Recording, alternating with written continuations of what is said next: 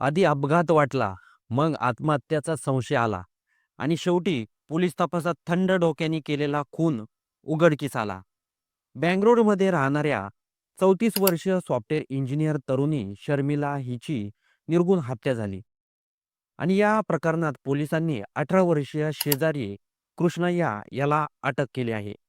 तर प्रकरण काय आहे? चला तर आजच्या व्हिडिओतून पाहूया. तर नमस्कार, मी आहे सुजित आणि आपण बघत आहोत होऊ दे चर्चा.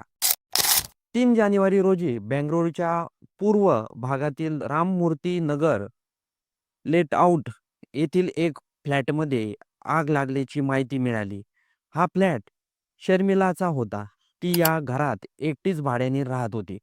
आगीमुळे घरात मोठ्या प्रमाणात धूर पसरला होता. शर्मिलाचा मृतदेह घरात आढळला.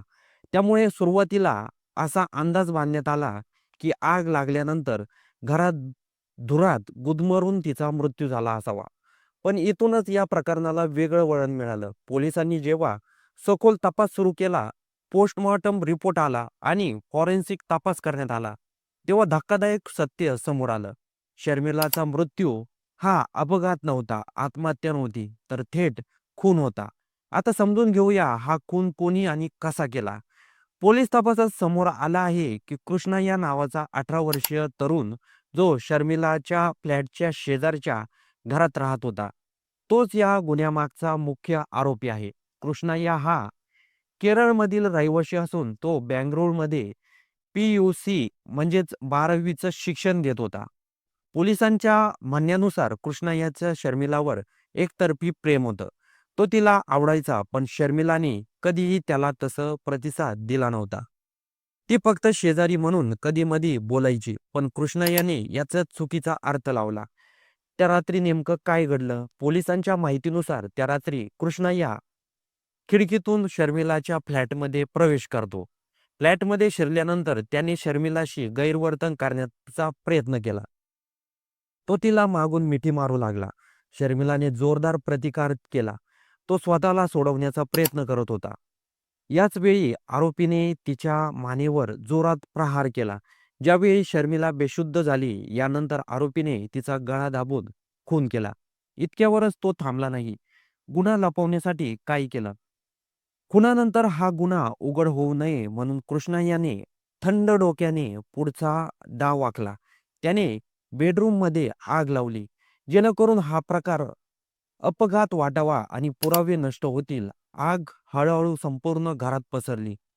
धूर झाला आणि त्यामुळे सुरुवातीला सगळ्यांनाच गुदमरून मृत्यू झाल्याचा संशय समोर आला.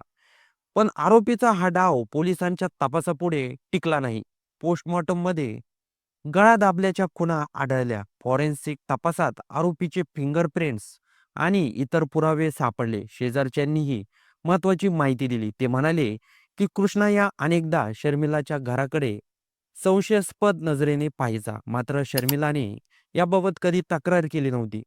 या प्रकरणात आरोपीला अटक करण्यात आली आहे. त्याला 3 दिवसाची पोलीस कोठडी सुनावण्यात आली आहे. घटनाक्रम पुन्हा उभा करण्यासाठी आणि आर्थिक पुरावे गोळा करण्यासाठी पोलिसांचा तपास सुरू आहे. शर्मिला कोण होती? शर्मिला ही एका नामांकित टेक कंपनीत सॉफ्टवेअर इंजिनियर म्हणून काम करत होती.